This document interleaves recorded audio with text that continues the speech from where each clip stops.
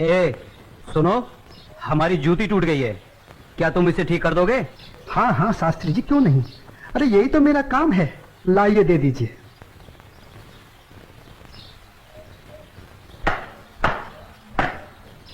लीजिए शास्त्री जी, आपकी जूती ठीक हो गई।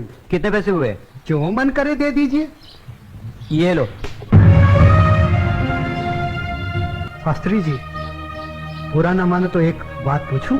जो पूछना है जल्दी पूछो, हमारे पास समय नहीं है। आप लोग इतनी सुबह सुबह कहाँ जा रहे हैं? आज पूर्णिमा है, इसीलिए हम सब लोग गंगा स्नान करने जा रहे हैं। गंगा माँ के चरणों में दान पुण्य करके उनका आशीर्वाद प्राप्त करेंगे। परंतु तुम ये सब क्यों पूछ रहे हो? आप लोगों को देखकर मेरे मन में ख्याल आया था कि आप लोग जरूर किसी शुभ कार्य के लिए जा रहे हैं। अगर आप लोग मेरा भी एक काम कर दें तो आपकी बड़ी मेहरबानी होगी। करने योग्य होगा तो अवश्य करेंगे। जल्दी बताओ क्या काम है? शास्त्री जी, आज बड़ा शुभ दिन है और आज के दिन मैं भी चाहता हूँ कि कुछ दान पुण्य करके गंगा माई का आशीर्वाद प्राप्त करूँ। शास्त्री जी, मेरी तरफ से ये दमड़ी गंगा माई को अर्पण कर दें तो आपकी बड़ी मेहरबानी हो। ठीक है, दे देंगे। लाओ। ये क्या बात कर रहे हैं? ज्ञानी होकर अज्ञानी जैसा काम करते हैं। क्यों, क्या हुआ?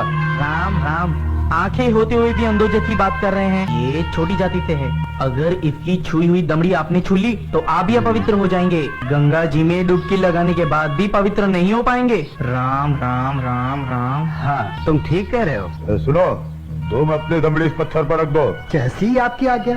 ओम पवित्राय नमः। हाँ, अब ठीक है, अब आप इसे छू सकते हैं। ठीक है, चलो। शास्त्री जी, एक प्रार्थना और थी। अब क्या है? शास्त्री जी, अगर गंगा माई स्वयं हाथ बढ़ाकर मेरी ये भेंट स्वीकार करें तभी दीजिएगा, अन्यथा मत दीजिएगा। अगर स्वीकार करें तो बोल दीजिएगा ये तेरे भक्त रविदास ने भेजी। ठीक है भाई, हम ऐसा ही कर देंगे। चलो चलो चलो।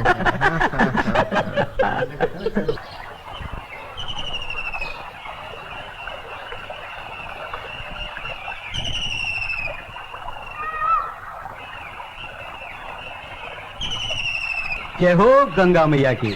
हे माँ, तू अपनी कृपा सदा हम पे बनाए रखना माँ। यदि हमसे कोई पाप हो जाए तो अपने इस पावन जल से उसे धो डालना माँ। हे माँ, तू अपनी शरण में हमें सदा रखना माँ। जय हो गंगा मैया। अरे मित्र, आप कुछ भूल रहे हैं। क्या? अरे वही शूद्र जिसे आपने अपनी जूती ठीक करवाई थी, उसकी दी हुई दमड़ी। अरे उसने कहा था कि स्वयं गंगा माता हाथों से स्वीकार करे तो देना, अन्यथा नहीं। पागल कहीं का। अरे भाई, याद आया। यही दमड़ी ना? हाँ। हे गंगा मैया, ये दमड़ी उस शुद्ध रविदास ने आपको भेंट करने के लिए दी है और ये भी कहा है यदि आप स्वयं अपने हाथों से इसे स्वीकार करें तो ही हम आपको दें। जय हो गंगा मैया। अरे गुरुजी, आप भी क्या उस शूद्र की बातों में आ गए? भला ऐसा भी कहीं हो सकता है कि स्वयं गंगा माँ अपने हाथों से उस शूद्र की भेंट स्वीकार करे? अरे जब हम लोग शूद्र की दी हुई चीज नहीं लेते तो ये गंगा मैया कैसे लेंगी? मैं एक काम करता हूँ, ये दमड़ी मैं अपने पास रख लेता हूँ। मेरा आने और जाने का खर्चा निकल जाएगा। आज दान और पुण्य में बहुत खर्चा हो गया है। ठीक है भाई, इस दमड़ी को तुम ही रख लो। अब चले? चलो भाइयों। ठहरो, इधर लाओ। मेरे भक्त रविदास की दी हुई भेंट मुझे दे दो। मैं अपने भक्त की भेंट स्वीकार करती हूँ। मैं अपने भक्त की भक्ति से बहुत प्रसन्न हूँ। लाओ, वो दमड़ी मुझे दे दो।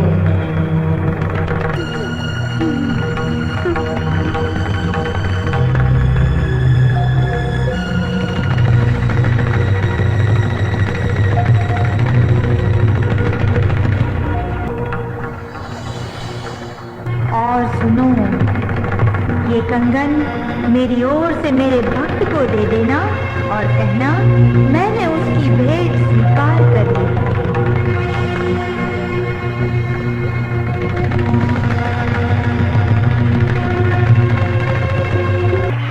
चलो भाई, चलो यहाँ से जल्दी चलो। ये मुझे लगता है ये जरूर उस सूत्र का फैलाया हुआ कोई माया जाल है। चलो। गुरुजी, हमारी आंखों ने जो देखा और हमारी कानों ने जो सुना, क्या वो सच था? वो तो एकदम सच था, किंतु ये बिल्कुल सच नहीं था कि गंगा माँ ने स्वयं अपने हाथों से उस शुद्ध रविदास की भेंट स्वीकार की। और मुझे तो लगता है ये शूद्र रविदास कोई बहुत बड़ा मायावी है। हाँ, मुझे भी यही लगता है। मैं अपनी आंखों और कानों पर अभी तक विश्वास नहीं कर पा रहा हूँ। परंतु एक बात मेरी समझ में नहीं आ रही कि इस तरह के मायावी चमत्कार दिखाकर उस शूद्र रविदास को क्या प्राप्त होगा। प्रसिद्धि, हाँ हाँ प्रसिद्धि। वो यही चाहता है कि हम उसके इस माया जल को चमत्कार समझें।